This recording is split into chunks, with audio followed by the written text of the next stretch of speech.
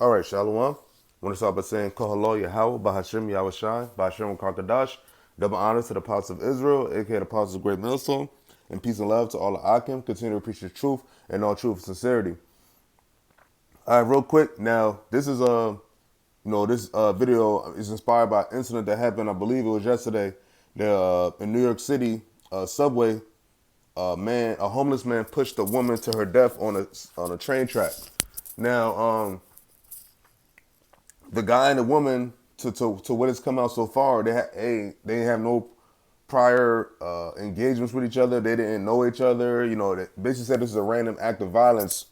All right, and basically, there was another incident where another homeless man, a man gave him, a man actually was lending out a hand to help him, and then the homeless man attacked the man and robbed him. You know what I'm saying?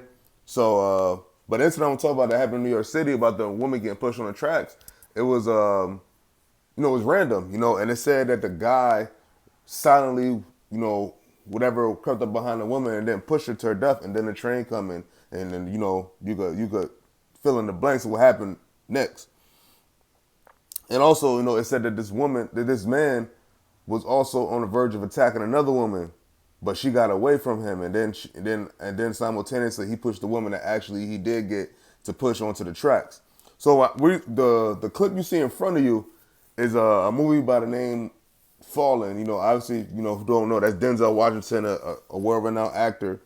And the movie was basically about a spirit. The movie was basically about, he was a detective, and initially he just was. And if you go, I'm not gonna go to. I'm gonna go to the point, and I'll stop at this scene for a reason. But the beginning of the movie, it was this criminal, this guy that he had. The cops always had their that one catch they had. They got. And, the dude was kind of infatuated with Denzel's character. Basically what happened was he got executed, and he seen him get executed. And another thing, what the dude that got executed was doing, then somebody else started doing.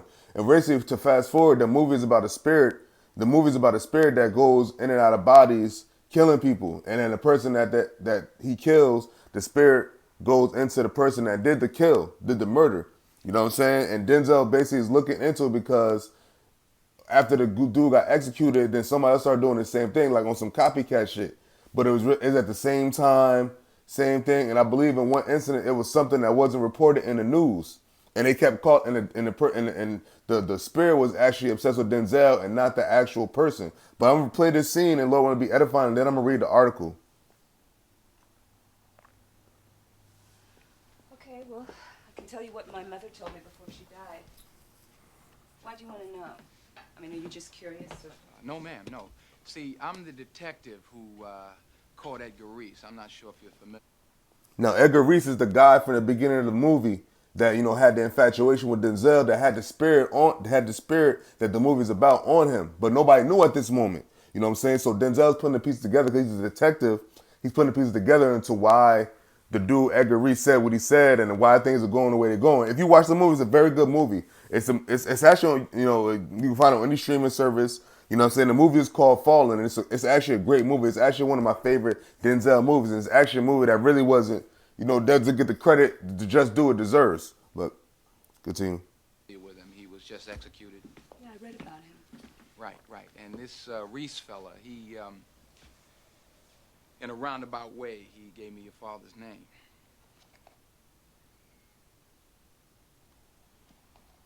Did Reese like to sing? Yeah, he did, actually. And at the execution, did he try and touch you or grab you? Yeah, he did. He shook my hand. Yeah. You want some coffee? Sure. Now to the Akim and Aguaf that didn't see the movie, she asked him, did he touch her? Did he touch him? And he said yes. That's actually a very important part of the movie that I don't want to spoil. But this movie is very old, but I don't want to spoil it. But like I said, the spirit jumps back and forth onto people's bodies, and this guy,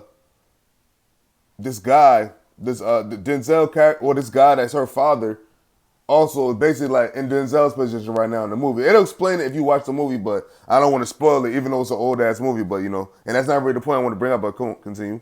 One condition. You and I never spoke. You say nothing to your boss or your partner. Nothing goes in the files. My name and everything I say is just between us. Is that agreeable? Will I get a cup of coffee if I say yes?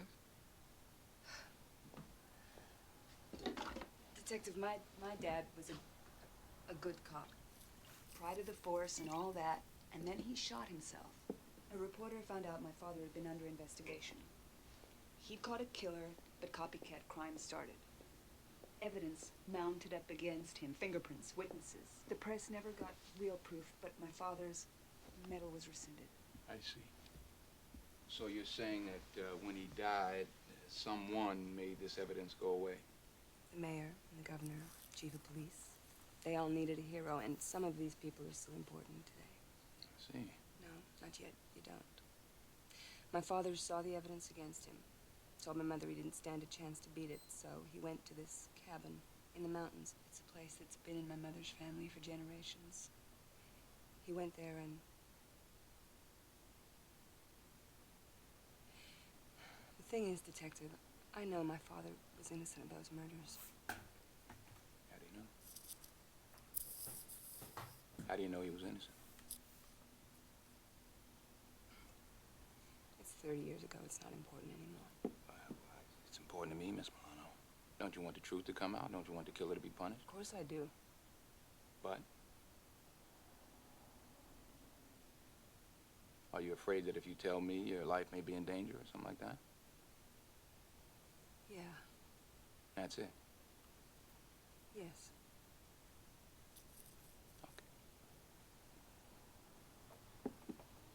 Okay. Thank you very much. For the coffee as well. Okay. Oh, listen, if I have any more questions, can I call you? I'd rather you didn't.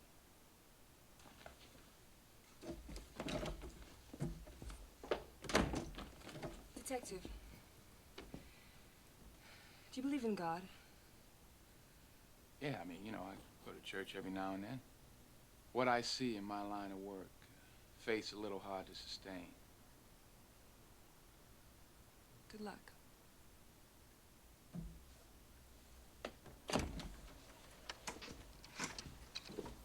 So basically, this movie, what happened? This scene, the person that Denzel's character caught that got executed, this lady's father went through the same thing.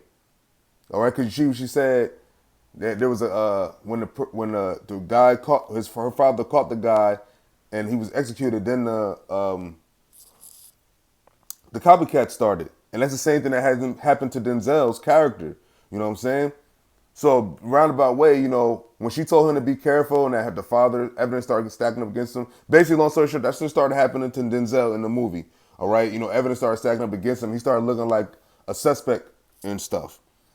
But it was a spirit, but nobody knew of it except for this lady's father. And when you watch the movie and when she mentioned the cabin, it's all going to come into play. I'm not going to say too much more about it. So now I'm going to go into the article about because this really is not having to do with the article per se, but it has something to do with, when the Lord said that there'd be spirits created for vengeance. All right. So here it says homeless man shoves stranger to her death in Times Square subway station. Then confesses NYPD sources. It says an often arrested homeless man silently shoved an unsuspecting stranger to her death beneath the Times Square subway train Saturday morning. So this is yesterday morning. Then quickly confessed to the heinous attack, authorities said. Michelle Alyssa Go was randomly targeted about 9:30 a.m., so 9:30 yesterday, by Simon Marshall, 61, as she waited for the R train in the Times Square 42nd Street station, a high-ranking police source said. There was no indication that the pair spoke or had any interaction before the deadly attack, said police. Go, a 40-year-old Asian woman who lived on the Upper West Side, was pronounced dead at the scene, cops said. I pushed the woman in front of a train, the deranged suspect told police after surrendering without incident, according to a second source. The suspect has a documented history of mental health issues with the NYPD. So this dude got hella demons on him, probably. It said the second police source added, and there was no indication that the killing was a hate crime. So this is basically literally a random act of violence. And it says New York was going out about her business right in the heart of our city and right in the heart of our subway system in Times Square when she lost her life, said MTA acting chairman and CEO Jano Lieber. This is unconscionable. This is unacceptable. It has to stop. But it won't stop. Because the Lord said what? That the Lord is coming back to visit the earth with his judgment, man, and his indignation, with his righteous anger. And it says during the suspect's 9 minutes inside the station, he also targeted another female strap hanger on the platform, with the woman escaping her assailant only to witness the fatal shove of the second rider seconds later, said NYPD Assistant Chief Jason Wilcox. Now, going back to that movie with Denzel, see that spirit that spirit of vengeance, she got away, so the spirit in that vessel found the next victim, which is that woman that he ultimately got to push onto the train. You know what I'm saying? Because the Lord said that there'd be spirits that could be created for vengeance. You know what I'm saying? So like this is like it's not about this homeless man. The Lord put the spirit on this homeless man at the moment to do what he did, and really that was what judgment for that woman. That well, it says Asian American woman, but that was her judgment. Her judgment was to die yesterday. It says he approaches her, he gets in her space, said Wilcox. She gets very alarmed. She tries to move away from him, and he gets closer, and she feels he was about to physically push her onto the train. And then ultimately, seconds later, she seen what? She got away, and then she saw him push another one onto the tracks. That wasn't so lucky. So it's her destiny was to escape judgment that day, but the other woman was to face her judgment day that day, which is to get pushed onto the tracks. And since Mayor Adams appeared at the Times Square scene shortly after Marshall boarded another train and fled downtown before surrendering and admitting to his crime at Transit District 2 and a Canal Street station, said a law enforcement source. It says, this is pretty much it. But, they're talking about the incident, and like this is going to be an ongoing thing that's going to be happening, especially in America. Matter of fact, it was offhand.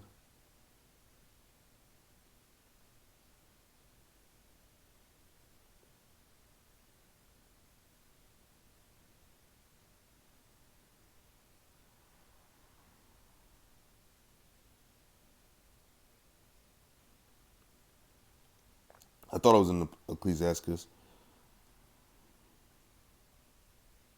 Oh, matter of fact, real quick, since I was in that actually, we're gonna bring it out. This is the book of Isaiah, chapter 45, and I'm gonna start at verse 2. And it says, "And I will go before thee and make the crooked places straight. I will break in pieces the gates of brass and cut in sunder the bars of iron. And I will give thee the treasures of darkness and hidden riches of secret places, that thou mayest know that I, the Lord, which called thee by thy name, am the God of Israel." And this is the Lord talking to Israel. And he grant us with all the wisdom and knowledge and these riches. You know what I'm saying? Which is, what he's given the elect first, the elect of Israel. It says, verse 4, it says, "For Jacob my servant's sake, and Israel mine elect, I have called thee by thy name. I have surnamed thee, though thou hast not known me." Because, how is Israel conducting themselves now? They can conduct themselves as if they don't know Yahweh Bashim Yahushai. They're conducting themselves as, heathens. You know what I'm saying? Because here it is, the Lord, the ultimate, only creator, the only power, chose us, and he gave us a law, such commandments that we're supposed to abide by, and now we're not. That's how what? That's why the Lord says what? That's how we don't know the Lord anymore, because what? We don't follow his rules. It says, verse 5, "But," look what he says, "I am the Lord, and there is none else. There is no God beside me. I girded thee, though thou hast not known me." So what? Because we've forsaken the Lord's law. It said Israel loathed the Lord's law. And it says, verse 6, "That they may know from the rising of the sun and from the west that there is none beside me. I am the Lord, and there is none else." So there's Yahweh Bashim Yahushai, starting with Yahweh, saying what? There is no other God, and there is none else but him. And it's been proven, like, no other God no other power has showed a power greater than Yahweh. Because Yahweh mentions, he covers the sun, he covers everything, man. He covers the birds and the sea. He said, what? "I created in the heavens, the animals in the heaven, the earth, and in the seas," man. As verse 6, It said that they may know from the, oh, I read that already.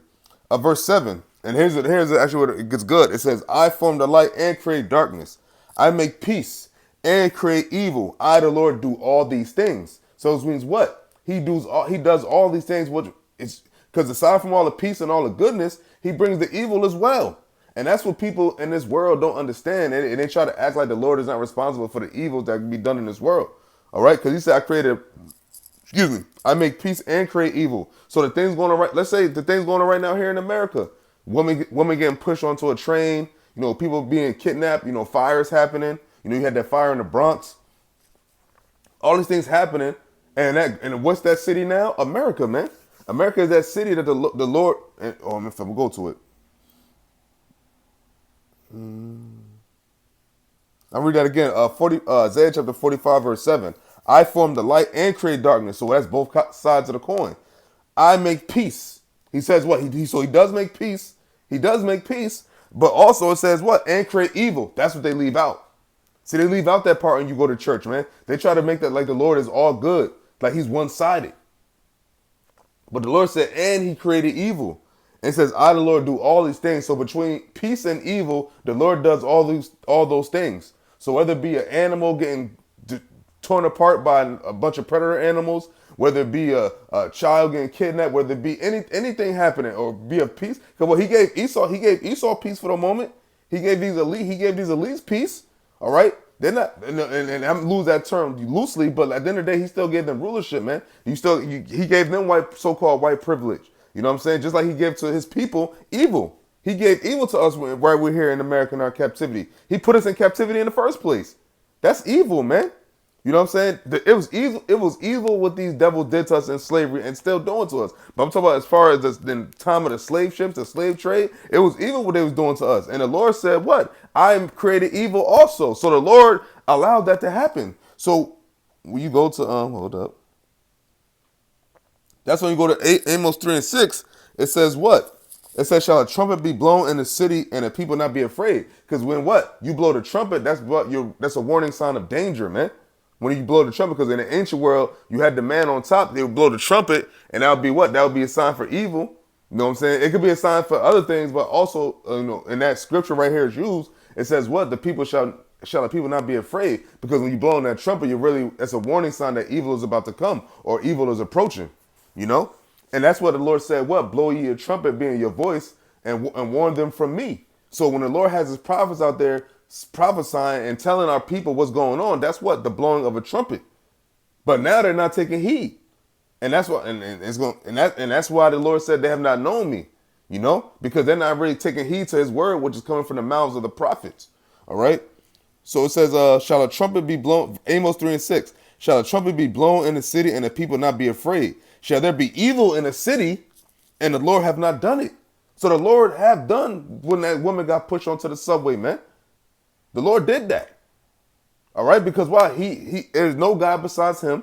All right. So anything that happens, whether it be a good or bad, peaceful or evil, the Lord said he does all those things, So that's where we at. And that's our power. And that's a power that you're supposed to, that's a power you should fear. All right. Let me read one last scripture.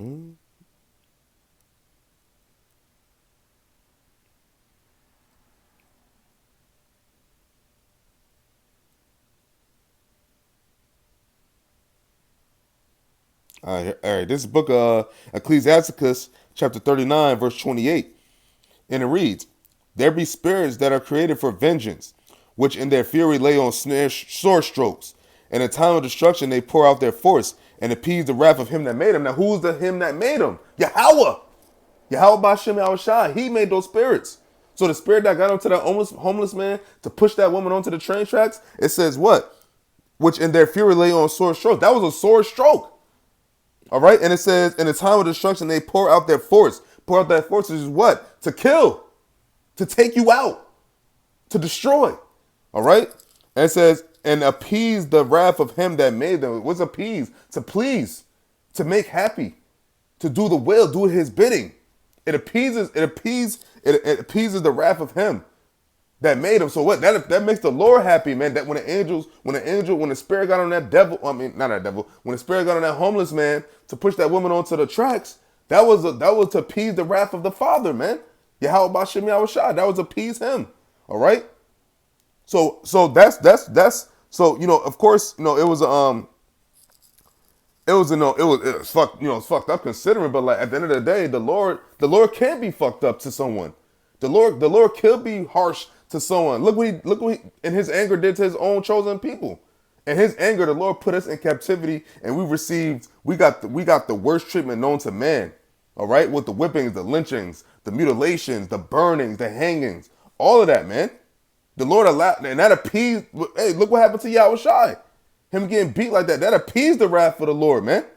All right, and that's what, and you can't get around that, man. And that's why the Lord said what He made peace and created evil.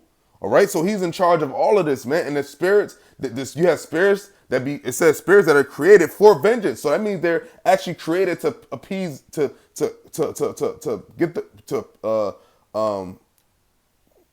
get get vengeance. They're created for actually destruction, man. So hey, oh, excuse me. Let's read verse 29. It says fire, which what? You had that fire in the Bronx that killed 19 people. And I just found out yesterday from a brother during camp that most of those people were practicing of Islam. All right. So it says fire and hell and famine and death. All these were created for vengeance. All these were created for vengeance, man. All right. All these were created for vengeance. So when something's set on fire, that's what? The Lord's vengeance, man. Hell, famine, death. That's all the things created for vengeance, man. Because we weren't supposed to die. All right. And it says famine. So wait, the food shortage that's approaching, all these things are plagues that the Lord said we're going to come to the daughter of Babylon, man, and destroy it. All right. And that's pretty much it. This whole chapter is good.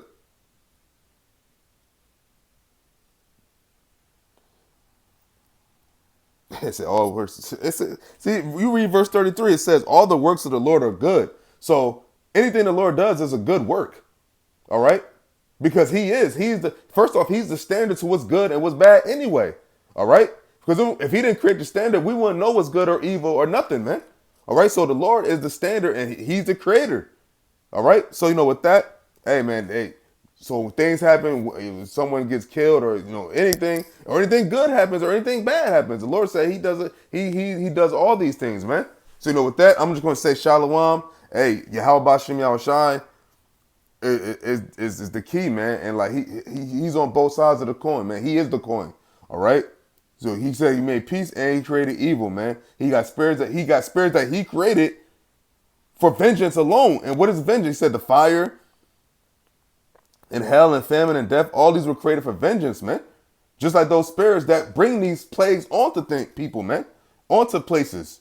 All right. Those are angels that the Lord sets up to do these things, man. All right. To destroy crops. To set things on. All of that, man. It's so deep you can never really completely get your head around it. You just have to know the fear of the Lord and follow Him and do the best of your ability, stay in the spirit of Yahweh Bashem Yahushua. With that, I'm going to say Shalom.